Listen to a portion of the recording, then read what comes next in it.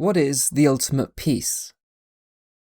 If, as Theravada holds, no more conditioned experience arises after parinibbana, then it's not an eternal state of bliss experienced by a liberated subject.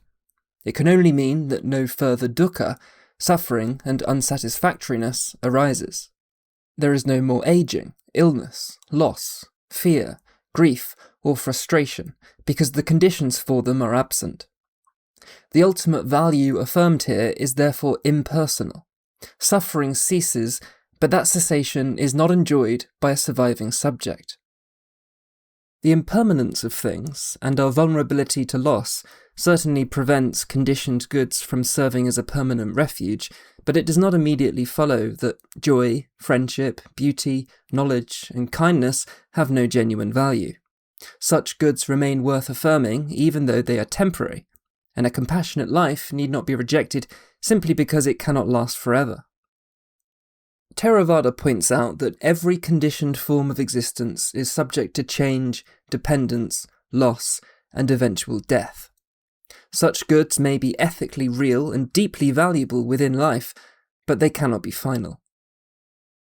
However, while the inability of conditioned things to provide a permanent source of security or satisfaction does reveal a limit on what they can provide, it does not establish permanence as the epitome of value.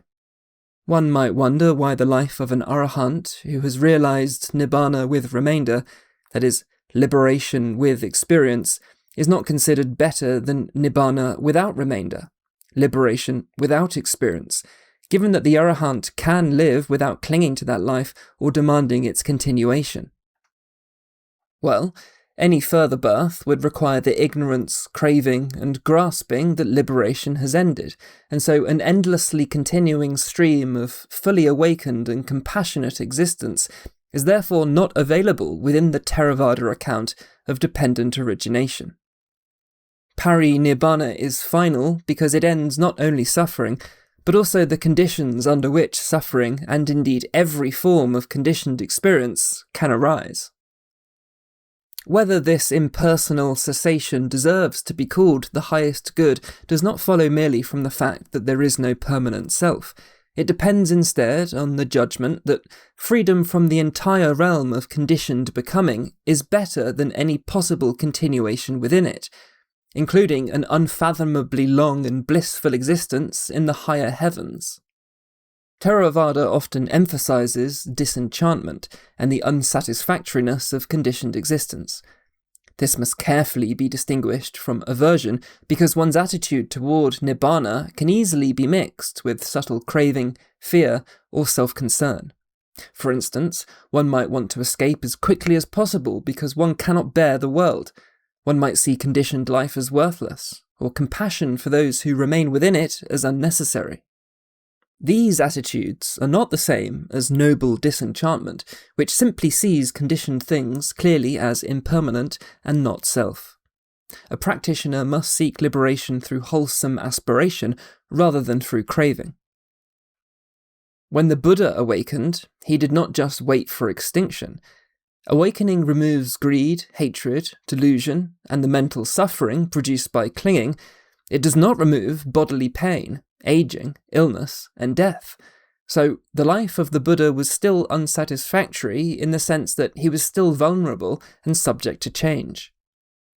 Vulnerability explains why one might seek freedom from loss and pain, but it does not mean that no possible form of experience is worth affirming. Awakened life is not undesirable. It is simply that, for Theravada, rebirth requires the craving and grasping that awakening has ended. And yet, nibbana is also called unsurpassable, and this involves a value claim. No possible conditioned good can rank above nibbana. The non-arising of the whole field of dukkha is the highest good, even though after parinibbana, this also means the end of all future conditioned goods and leaves no surviving subject to enjoy the result. On the Theravada view, conditioned goods are never enough to justify endless exposure to suffering. All practitioners must understand the seriousness of this. Remember, impermanence by itself is not what binds beings to samsara. It is that ignorance, craving, and clinging turn this impermanent experience into bondage and suffering. If an impermanent experience is known without ignorance, craving, or clinging, the bare fact of its arising and passing is not itself bondage.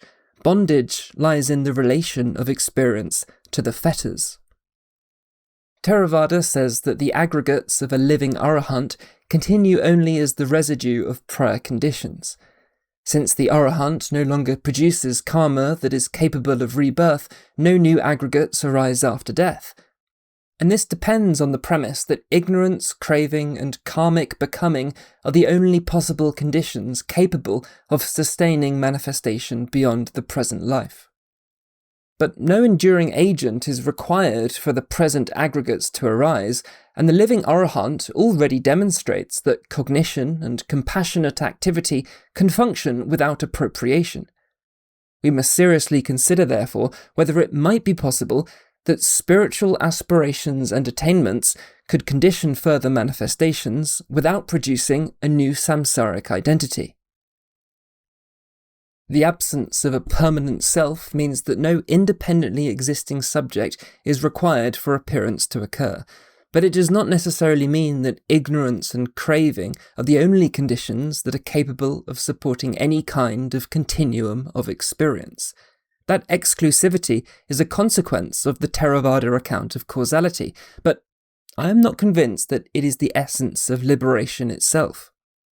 The Mahayana doctrine of the Rupakayas indeed offers the alternative possibility that manifestation can arise dependently without being a karmically compelled rebirth, so we must consider why two forms of Buddhism can have such different perspectives on whether all renewed appearance must necessarily be samsaric. One thing that is clear is that there is a difference between how broadly Theravada and Mahayana apply the doctrine of the middle way. The early Buddhist texts reject the extremes of existence and non-existence while retaining dependent arising as a valid description of the conditioned process. But Madhyamika extends the critique to the intrinsic existence of arising, cessation, samsara, and nirvana themselves. From that perspective, neither conditioned appearance nor non-arising should be treated as an independently established ultimate reality.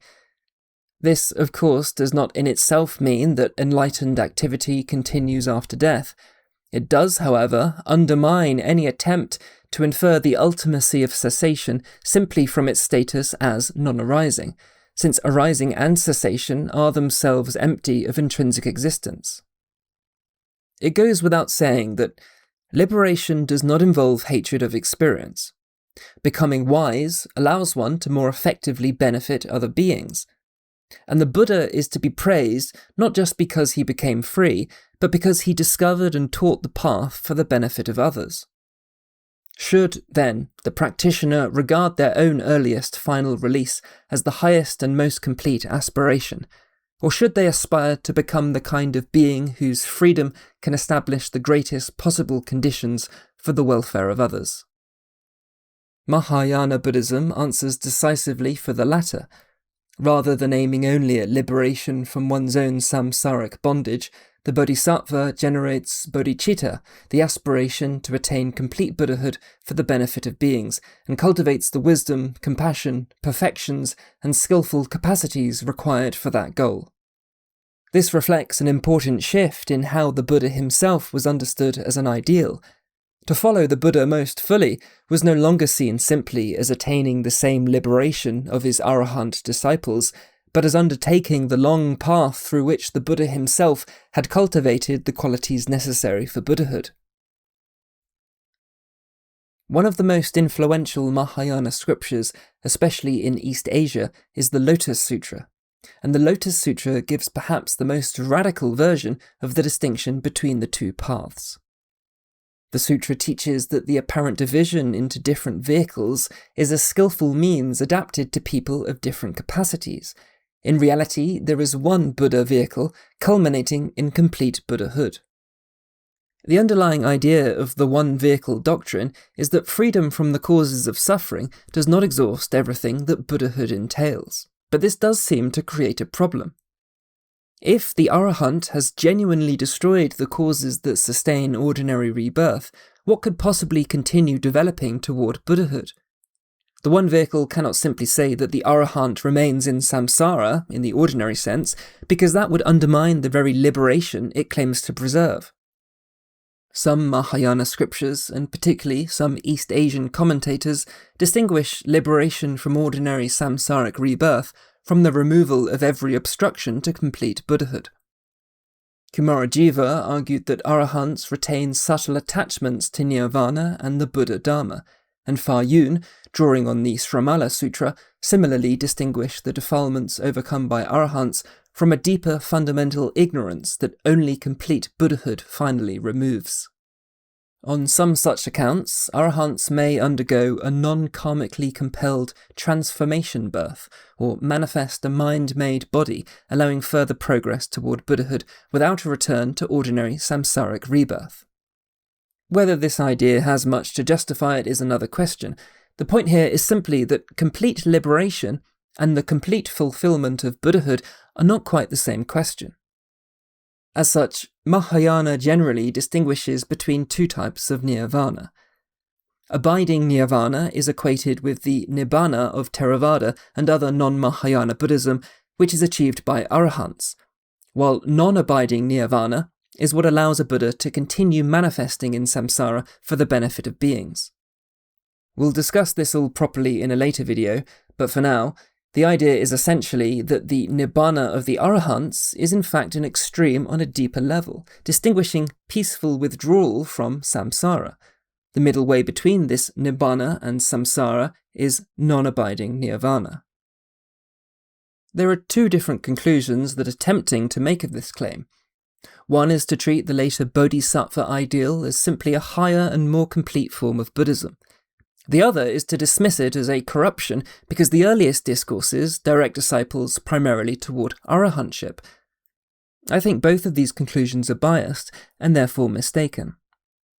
For one, it is far too simplistic to say that the distinction between the arahant and the bodhisattva is a distinction between a selfish path and a compassionate path. An arahant has uprooted greed, hatred, conceit, and self-appropriation, so there is no necessary reason why their compassion should be psychologically limited by self-concern.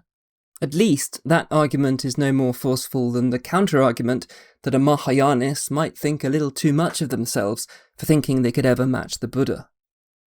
Arahantship and Buddhahood can both be legitimate Buddhist aspirations. One practitioner may seek complete liberation by following a path already discovered and taught by a Buddha. Another may aspire to cultivate the much broader range of perfections, knowledge, skillful means, compassion, and teaching capacities required to become a Buddha.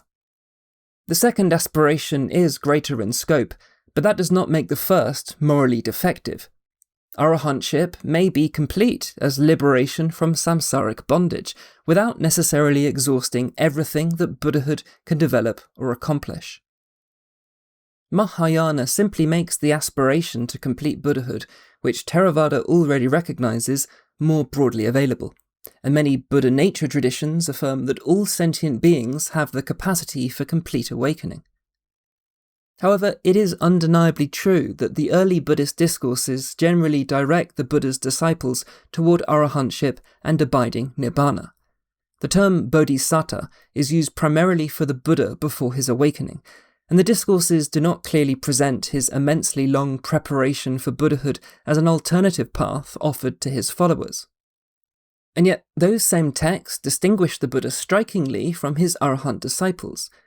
Although their freedom from the fetters is presented as equivalent in the decisive sense, the Buddha possesses a unique role as discoverer of the path, supreme teacher, and founder of a dispensation, together with a range of knowledge and capacities not attributed equally to every arahant. This creates a genuine puzzle. If Buddhahood requires an immensely long preparation, why is the path through which the Buddha acquired these distinctive capacities not clearly presented in the earliest discourses as an aspiration available to his disciples? The later bodhisattva path can therefore plausibly be understood as developing a possibility already implicit in the early distinction between the Buddha and his equally liberated disciples. It takes seriously not only the liberation the Buddha shared with his disciples, but the much longer cultivation through which he became capable of discovering a lost path, teaching it with extraordinary skill, and establishing conditions through which others could awaken. This does not prove that the fully developed Mahayana bodhisattva path was historically taught by the Buddha. The early evidence does not establish that.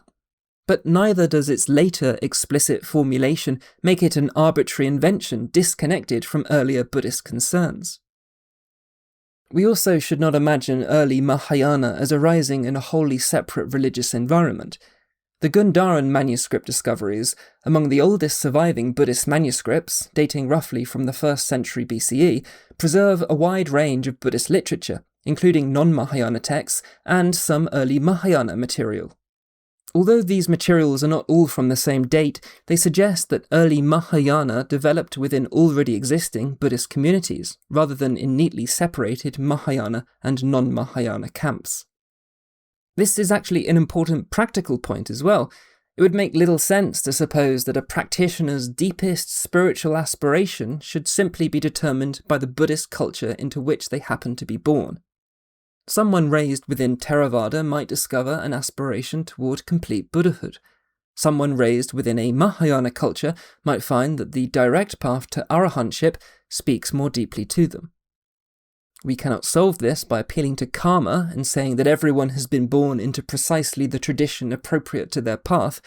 Even if birth circumstances are karmically conditioned, we do not possess the knowledge required to infer from a person's geography, family, or inherited religious culture what their proper spiritual aspiration must be, much less the path toward that aspiration. Buddhism is now a global religion.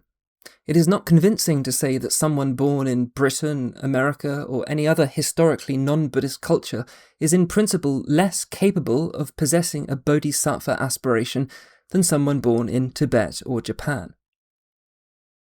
From a Theravada perspective, the need for a fully self-awakened Buddha is most clear when the Dhamma has disappeared, been forgotten, or at least is no longer sufficiently understood.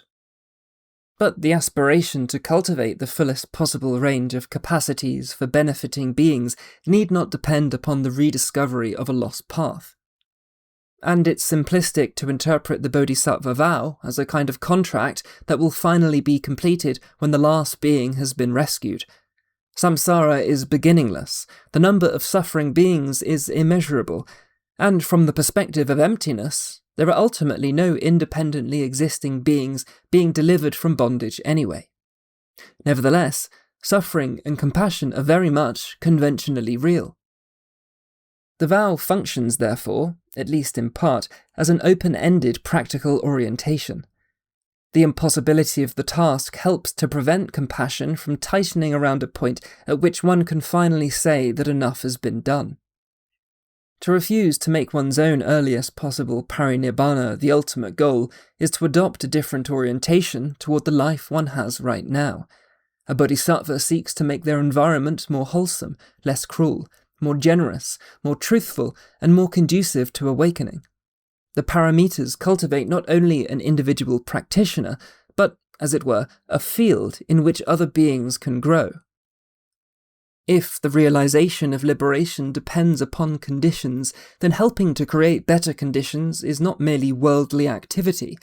By teaching the Dhamma, founding the Sangha, establishing practices, and creating a culture in which liberation could be pursued, the Buddha himself transformed part of the world into a field for awakening. Of course, this does not mean replacing contemplative practice with social activism. An attempt to reshape the world that is driven by anger, control, identity, or self-importance will reproduce the very forces that Buddhism seeks to overcome. But it is also true that a version of spirituality that is entirely indifferent to external conditions that are harmful for others will ignore the extent to which those conditions either obstruct or support the tradition as a whole. Not every Buddhist needs to undertake the grand cosmic vocation traditionally associated with a bodhisattva, but every Buddhist tradition can preserve something essential in the great vehicle ideal, the aspiration to make one's own freedom, wisdom, and practice increasingly productive of conditions in which others can also become free. All Buddhists should ask not only what one might become free from, but what that freedom enables them to accomplish for others while they're still around. Indeed, who is most qualified to work toward the freedom and security of others? Clearly, it is those that have become free and secure themselves. Theravada gives an exceptionally clear account of liberation from bondage, but there is never a more important time to also ask, how can that liberation be turned outward for the benefit of the world?